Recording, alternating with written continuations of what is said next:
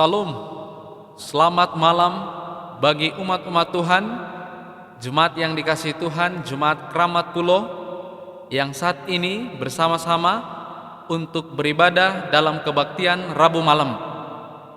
Saat ini, sebelum kita memulai perbaktian Rabu malam, marilah kita membuka hati dan pikiran kita, mengundang Roh Kudus dalam doa.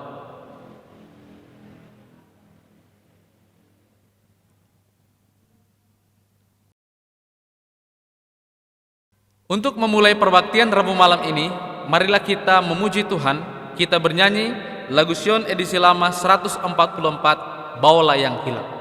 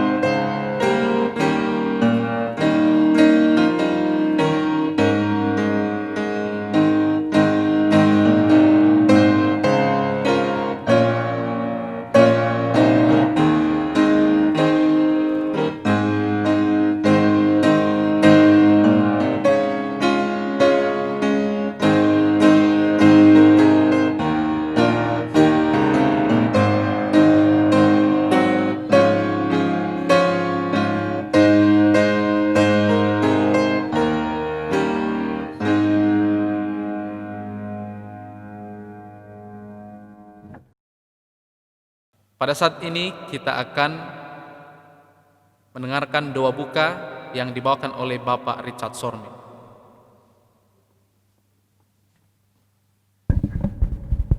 Saudara-saudara, mari kita bersatu dalam doa. Bapa kami yang bertata dalam kerajaan surga, kami mengucap syukur atas pertengahan minggu yang Tuhan telah berikan kepada kami. Pada saat ini ya Bapa, kami akan mendengarkan firman Tuhan. Kiranya Roh Kudus Tuhan dapat mempersiapkan hati dan pikiran kami, agar apa yang kami dengarkan tidak berlalu begitu saja, tetapi kami juga dapat melakukannya di dalam kehidupan kami sehari-hari.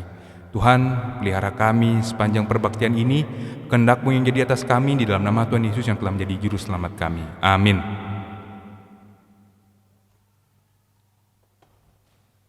Pada saat yang berbahagia ini, kita akan mendengarkan lagu pujian yang dibawakan oleh umat-umat Tuhan.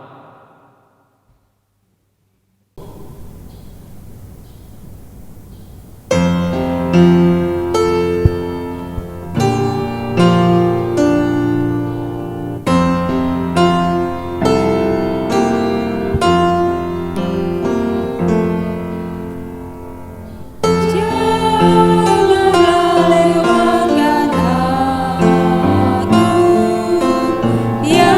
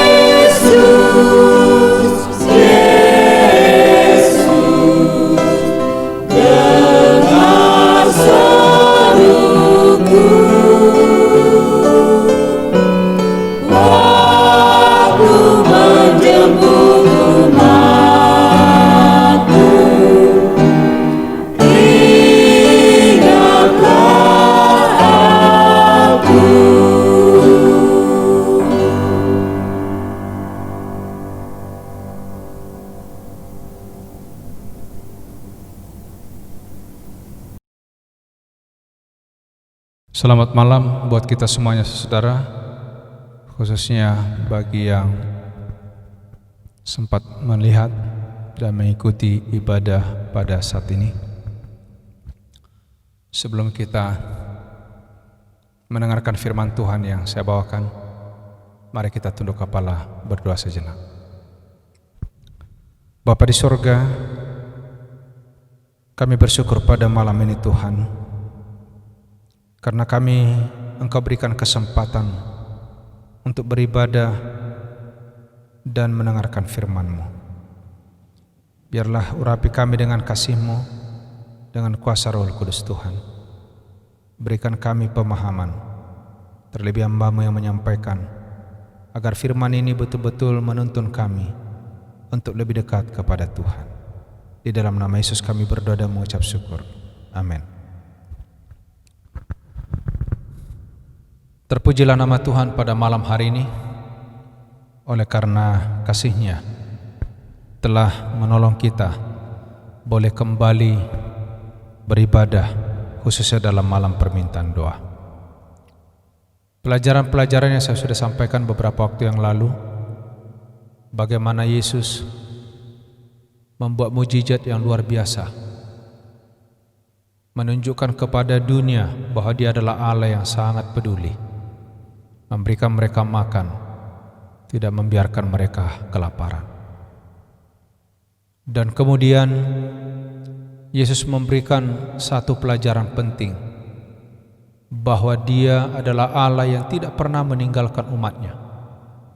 Orang yang berseru kepadanya dalam latar belakang apapun, kesombongan, dosa, kesalahan, dengan sabar, Yesus Allah kita menunggu dan memberikan pertolongan pada waktu yang tepat bagi mereka yang mencari dan percaya kepadanya. Pada malam hari ini, saudaraku yang kasih dalam Tuhan, saya mau mengarahkan hati kita kepada apa yang sedang terjadi di satu peristiwa, di satu tempat yang dicatat di dalam Alkitab. Firman Tuhan dalam Markus pasal yang ke-6 ayat yang ke-56.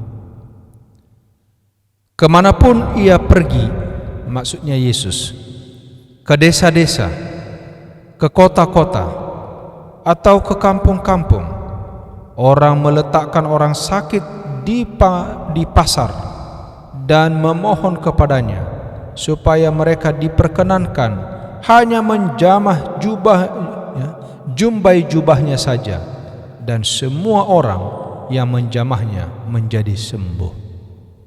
Saudara yang kasih, luar biasa. Kemana saja Yesus pergi, berbondong-bondong manusia datang. Bahkan sebelum ia datang, mereka sudah menempatkan orang-orang sakit di pinggir jalan. Saudaraku yang kasih dalam Tuhan, saya heran, kenapa orang begitu sulit menerima Yesus.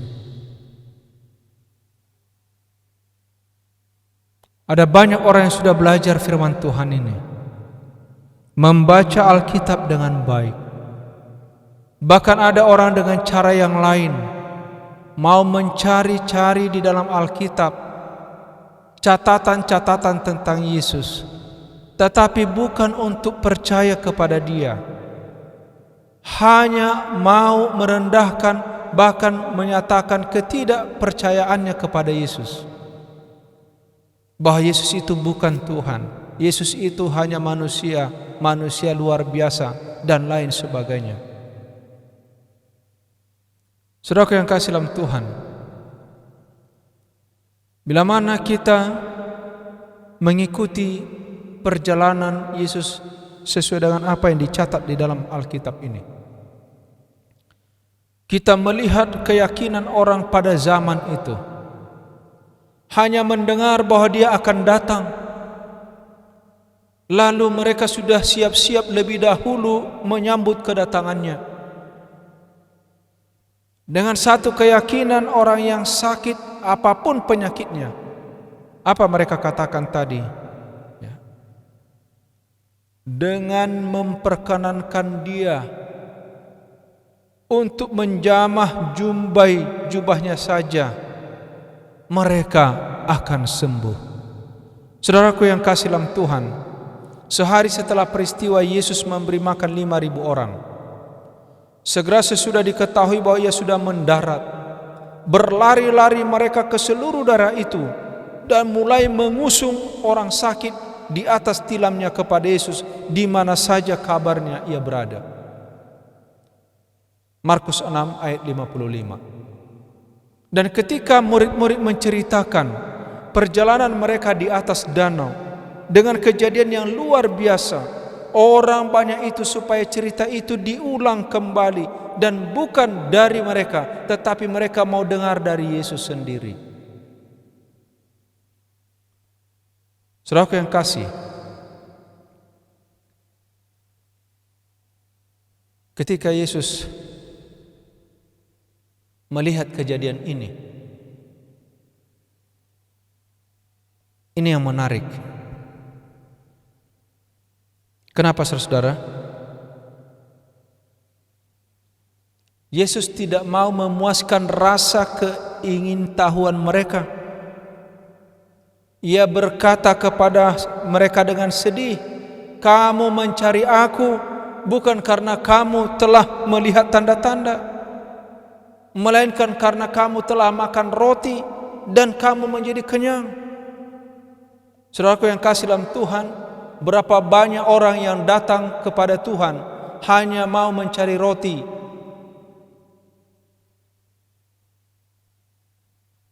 Kalau dia lapar, hilang Tuhannya. Saudaraku yang kasih dalam Tuhan, mungkinkah saudara, mungkin saya mencari Tuhan dengan motif yang tidak pantas, hanya karena mencari keuntungan duniawi, hanya mau dipuaskan secara daging. Yohanes 6 ayat 27, firman Tuhan katakan, "Bekerjalah bukan untuk makanan yang akan dapat binasa, melainkan untuk makanan yang bertahan sampai kepada hidup yang kekal." Saudara-saudaraku yang kasih dalam Tuhan, mari kita belajar mulai sekarang mengenal siapa Yesus.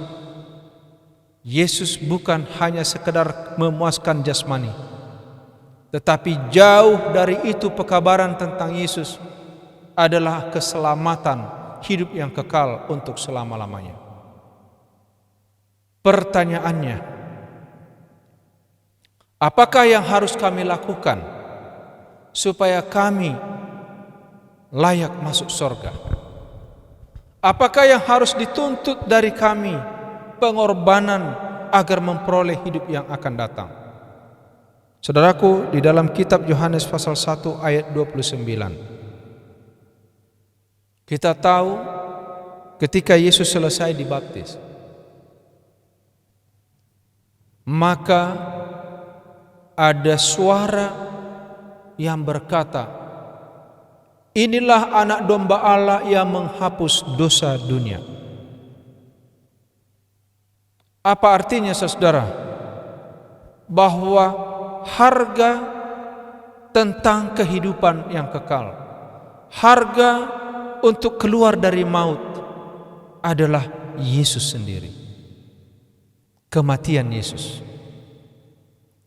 Sekarang dengan setengah mengejek, seorang rabi datang bertanya kepada Yesus, "Tanda apakah yang engkau perbuat supaya dapat kami melihatnya dan percaya kepadamu? Pekerjaan apakah yang engkau lakukan?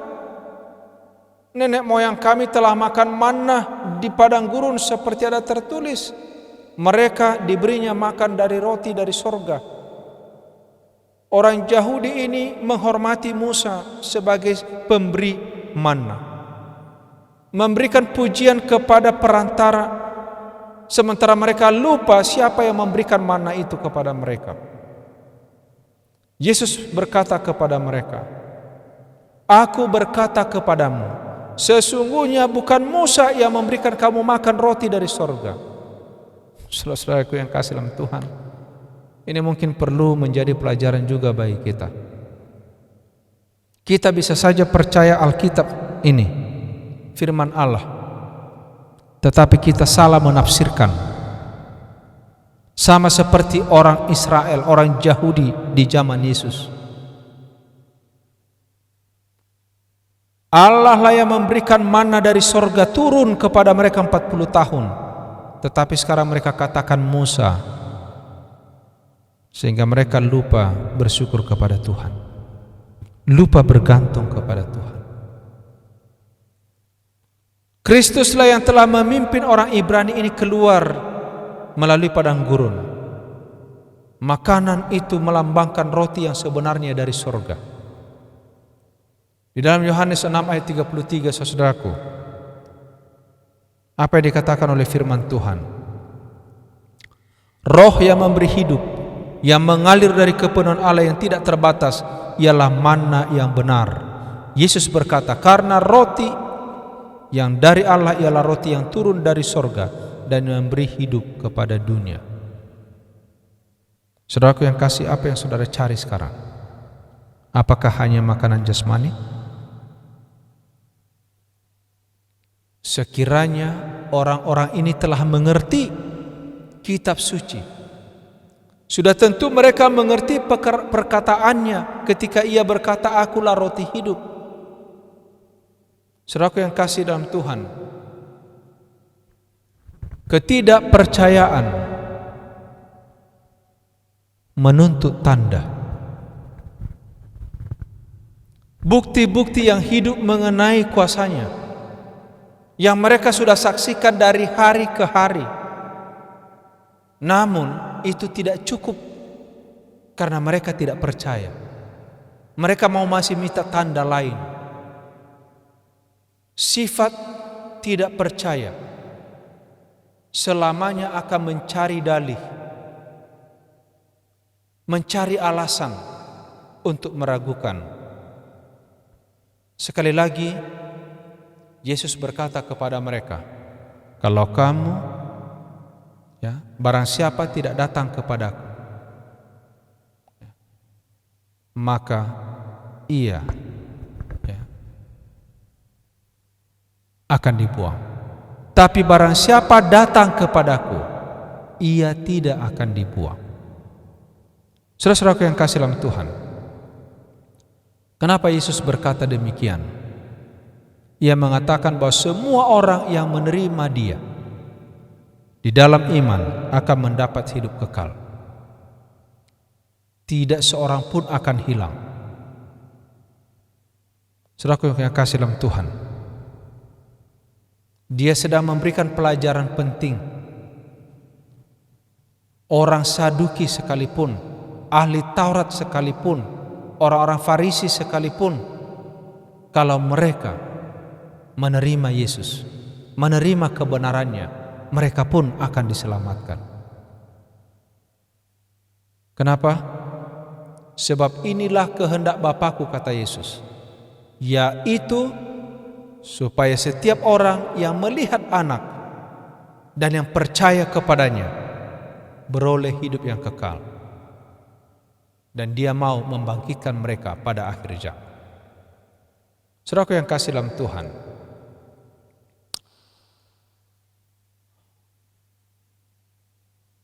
orang-orang ini bangga karena guru mereka adalah Allah. Tetapi betapa sia-sia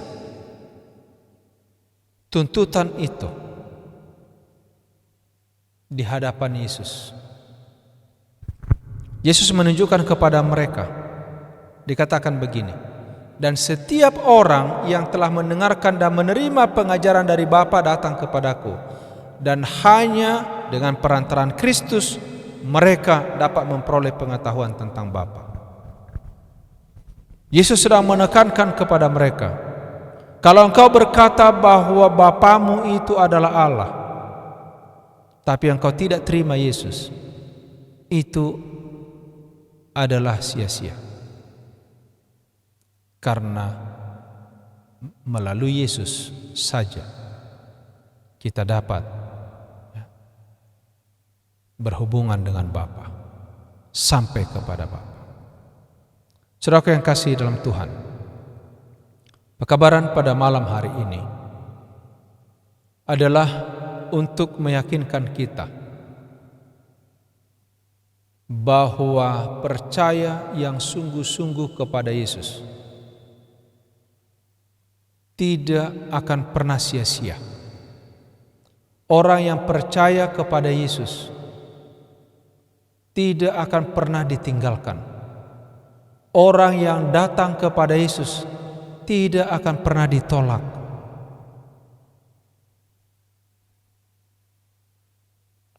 Ada banyak cara setan menghalangi saudara dan saya, dan itu sering saya dengar. Pada saat saya berkunjung melayani, ada banyak orang yang dalam ketakutan, merasa bahwa dosanya tidak akan diampuni, selalu terngiang kepadanya kesalahan-kesalahan masa lalu. Saudaraku yang kasih, ingat apa tadi peristiwa yang terjadi di dalam kitab Markus? Dibutuhkan keyakinan, kepercayaan. Dengan menjamah jumbainya saja mereka yakin mereka sembuh, dan Tuhan izinkan mereka sembuh. Saudara yang kasih, Allah kita bukanlah Allah pendendam seperti manusia, bukan Allah yang suka menyimpan kesalahan seperti manusia. Tidak. Allah kita adalah Allah yang maha kasih, Allah yang maha murah, maha pengampun. Itulah sebabnya kita memiliki satu berkat yang luar biasa bila mana kita percaya kepada-Nya. Apa yang menjadi krisis di Galilea, di tempat di mana Yesus datang untuk melayani? Krisis yang dilihat oleh Yesus ialah mereka datang hanya karena untuk kepentingan jasmani. Itulah tadi yang ditemplak oleh Yesus, sampai Dia katakan, kamu datang hanya untuk melihat apa yang sudah saya perbuat, untuk mencari roti. Orang-orang Farisi dan ahli Taurat menunggu mujizat tanda-tanda dari Yesus, dan ketika keinginan mereka itu tidak terpenuhi, sekarang mereka berbalik memusuhi Dia. Saudaraku yang kasih dalam Tuhan, inilah krisis yang terjadi di sana, di Galilea. Krisis di Galilea mempersiapkan murid-murid menghadapi ujian yang keras. Dia melihat jauh ke depan pada saat pencobaan setiap muridnya yang kekasih akan diuji. Sengsaranya di Getsemani, perihal dia dikhianati, disalibkan, adalah merupakan ujian yang paling berat bagi mereka. Sekiranya tidak diberikan ujian lebih dahulu, akan banyak orang yang didorong hanya oleh motif mementingkan diri bergabung dengan mereka. Jadi jangan heran saudara, ada banyak orang datang ke gereja yang karena motif untuk mencari sesuatu demi kepentingan pribadi, akhirnya tinggalkan gereja. Kenapa? Karena akan terjadi ujian besar, ujian di dalam gereja. Gereja kita ini termasuk gereja yang banyak sekali ujian, banyak tantangan. dan terus disorot semua kekurangan-kekurangan. Kalau saudara tidak kuat, saudara akan keluar dari gereja. Saudara akan tinggalkan kebenaran ini. Untuk itulah Tuhan datang, memberikan kepada kita amaran. Ketika Tuhan dihukum di ruang pengadilan, ketika orang banyak mulai mencemoohkan, ketika orang banyak mengejek dan berseru salibkan dia, ketika mereka dikecewakan dalam cita-cita duniawi, saudaraku yang kasih dalam Tuhan, disinilah diuji apakah mereka tetap setia kepada Yesus. Yesus mendatangkan krisis ini, namun oleh hadiratnya sendiri Ia menguatkan para pengikutnya yang benar. Saudara-saudaraku yang kasih dalam Tuhan,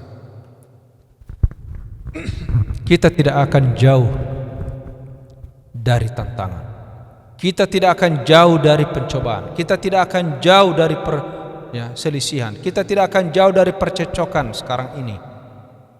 Di depan mata semua ada. Tetapi ingat, orang yang setia kepada Tuhan, yang tetap berpegang teguh kepada janji Tuhan, orang yang tetap rendah hati di hadapan Tuhan, dituntut saat ini dengan penuh kesabaran menunggu dan menunggu kedatangannya. Dan sementara kita menunggu kedatangan Tuhan, saudaraku yang kasih dalam Tuhan, sekali lagi, jangan datang kepada Tuhan hanya karena roti, karena kebutuhan jasmani, tapi datanglah kepadanya, bersyukurlah kepadanya, karena Tuhan sudah menjamini keselamatan yang kekal bagi kita. Semoga dengan firman Tuhan yang kita sudah dengarkan pada malam hari ini, kita akan dikuatkan dan kita semua memiliki satu keyakinan, bukan karena kebutuhan jasmani saja, tapi karena kita mau selamat untuk selama-lamanya. Tuhan kiranya memberkati kita. Mari kita bersatu dalam doa. Bila mana ada hal-hal yang penting yang saudara mau sampaikan, nanti saya akan berikan waktu pada saat kita berdoa. Mari kita berdoa bersama-sama.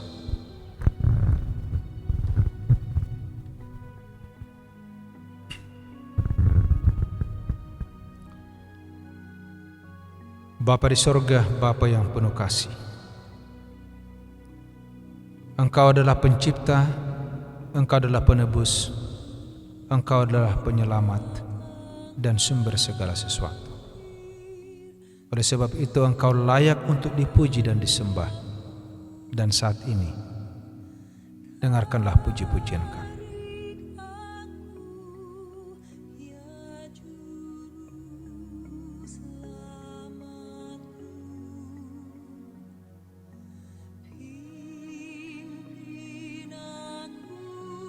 Bapa,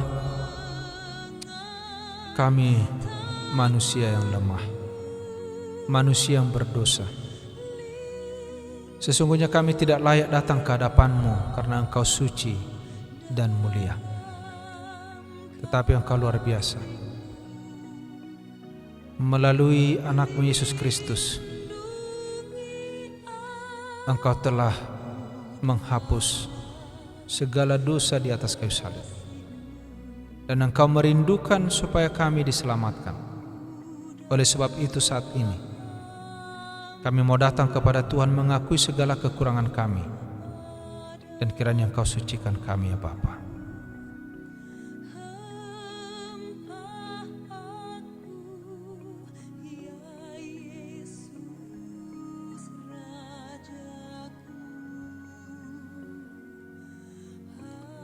Bapa yang baik, kami datang kepada Tuhan memohon anugerah. Kami membutuhkan kuasa Roh Kudus Tuhan yang dapat mengendalikan hati dan pikiran kami, agar kami boleh hidup dalam kerendahan hati, menjauhkan segala kesombongan, segala keinginan daging, tapi biarlah kiranya buah-buah roh yang dapat menyelimuti kehidupan kami. Memberkati umat-Mu dimanapun mereka berada saat ini. Berkati suami, istri, anak-anak. Berkati mata pencaharian mereka. Berkati mereka di dalam pertumbuhan bagi anak-anak yang masih dalam pertumbuhan. Berkati ya Tuhan di dalam kehidupan sosial dan terlebih di dalam keimanan. Kami menyadari saat ini ada banyak hal yang sedang terjadi di dunia ini yang mengingatkan kami hari Tuhan sudah dekat. Tuhan, berikan kepada kami kekuatan iman, kerajinan untuk melangkahkan kaki, membuka mulut kami untuk menyaksikan kebaikan-Mu kepada dunia ini, mengamarkan dunia sebagaimana firman yang baru saja kami dengar, agar kami datang bukan karena hanya roti, tapi kami datang agar kami disucikan dan memiliki jaminan hidup yang kekal. Berkati gereja Tuhan di seluruh dunia, umat-umat-Mu, para pimpinan kami, para pelayan, biarlah kami hidup sesuai dengan perintah-perintah Tuhan.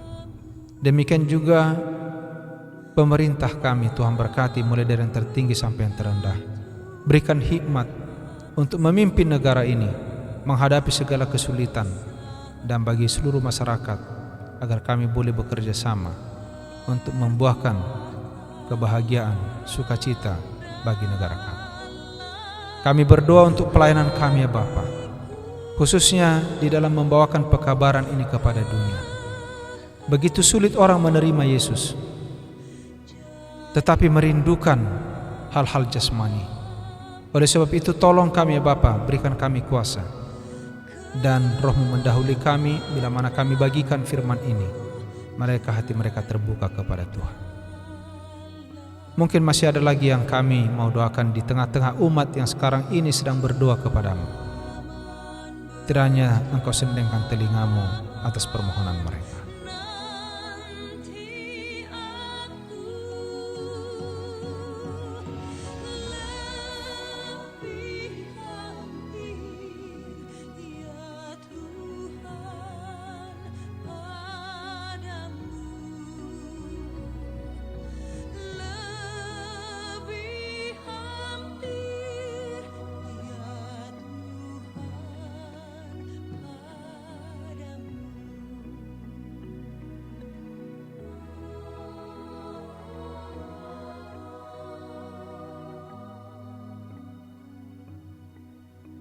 Bapa di sorga, kami bersyukur saat ini karena kami boleh bersama-sama dengan seluruh umat-Mu walaupun kami dipisah oleh jarak, tapi dalam satu iman datang bersekutu, berdoa, menyanyi dan memuliakan Tuhan. Kami bersyukur setiap firman yang kami sudah dengarkan tanamkan di hati kami. Kami bersyukur oleh karena rumah tangga yang Kau sudah berikan bagi kami. Kami bersyukur untuk semua kebaikan Tuhan yang kami sudah dapatkan hingga hari ini kami boleh jauh dari segala penyakit. Dan biarlah kiranya Tuhan mendengarkan ucapan syukur dari anak-anak-Mu.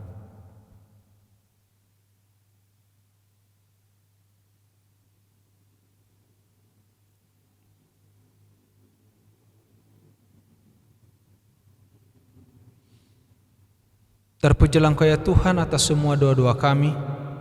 Kiranya kasih karunia Tuhan Yesus, kasih Allah Bapa, persekutuan Roh Kudus memimpin kami dari sekarang sampai kedatangan Yesus yang kedua kali. Di dalam nama Yesus kami sambut berkat-Mu. Amin.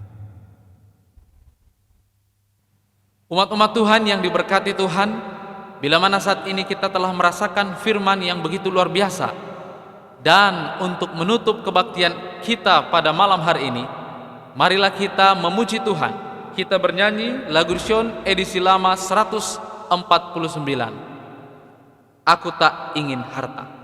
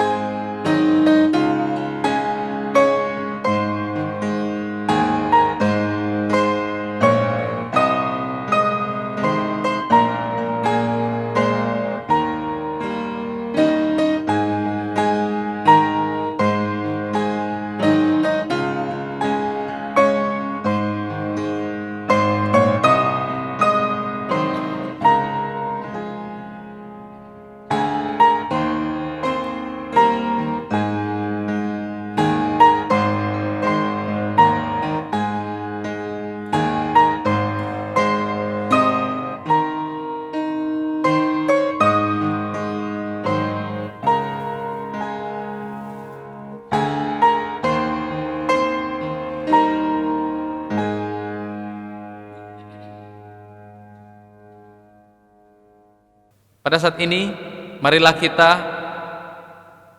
tunduk kepala, kita akan berdoa. Bapa kami yang di sorga, terpujilah nama Tuhan. Kami telah mendengarkan firman Tuhan yang begitu luar biasa yang dibawakan oleh hamba-Mu. Bila mana firman Tuhan yang telah kami dengarkan ini, biarlah menguatkan kerohanian kami, khususnya menjelang kedatangan Tuhan yang kedua kali. Biarlah juga Tuhan, umat-umat Tuhan, Jemaat Kramat Pulo dimanapun saat ini berada, biarlah berkat Tuhan melimpah di dalam kehidupan mereka ketika mereka mendengarkan firman ini dengan baik. Kami pun berdoa Tuhan, biarlah Engkau memakai kami menjadi alat Tuhan untuk pelayanan di waktu-waktu yang indah menyambut kedatangan-Mu. Terima kasih Tuhan, inilah doa kami. Di dalam nama Yesus kami berdoa. Amin. Demikianlah kebaktian Rabu malam yang bisa kita saksikan di malam hari ini.